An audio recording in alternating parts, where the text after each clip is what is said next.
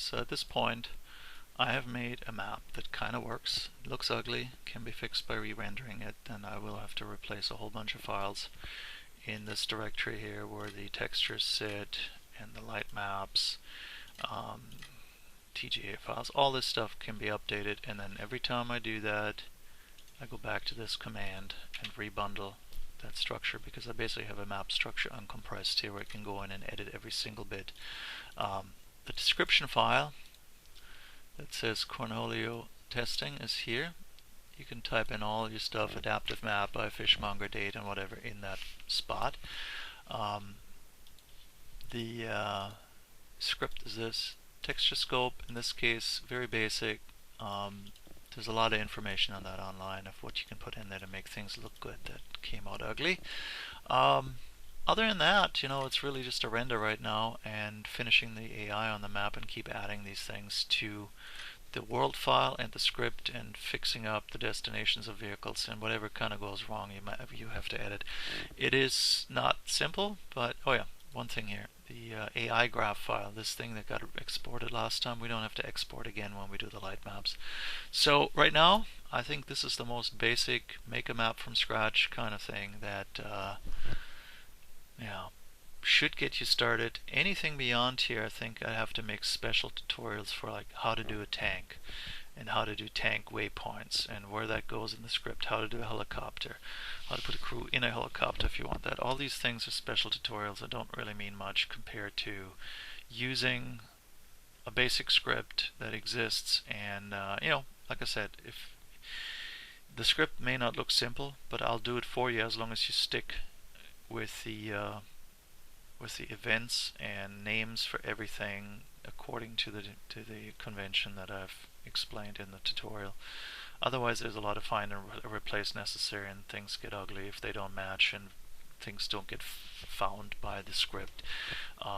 All these things I've worked out over the years. If you stick with the naming of groups and events and vehicles the way I explained it, we can recycle existing scripts in minutes instead of hours, and finding errors in these scripts is very difficult if you deviate from that, and I really wouldn't want to help with that. But if you do it the way I do it, it's really a lot of work. But this was a map from scratch. If you use an existing map, it's a lot easier. You just do you begin with the areas, the spawn zone, destination zone, put the AI graph on there, and when you're all done, the world already exists, so you don't have to do any of that building, which is where most of the time is spent.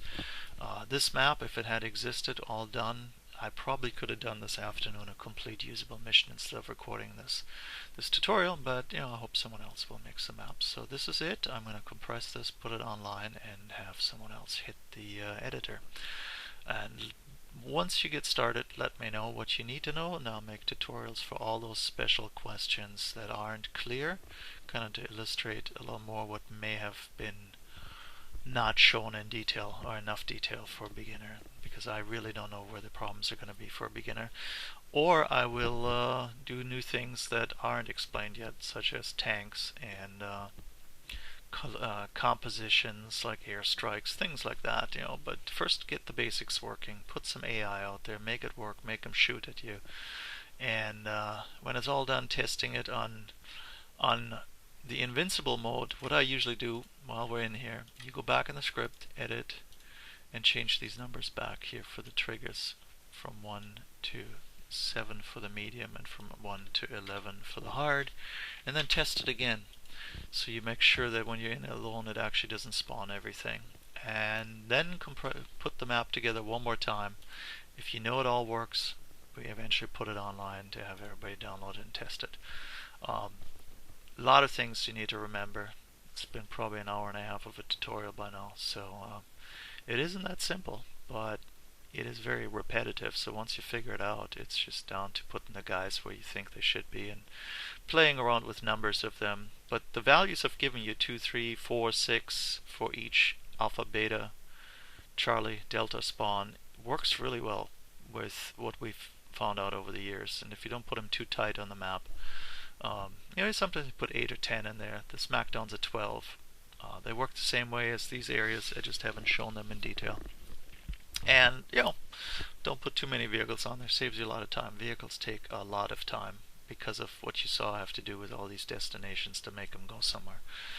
But that's it. That's the basic tutorial, and I'm gonna put all this stuff into a playlist, I think.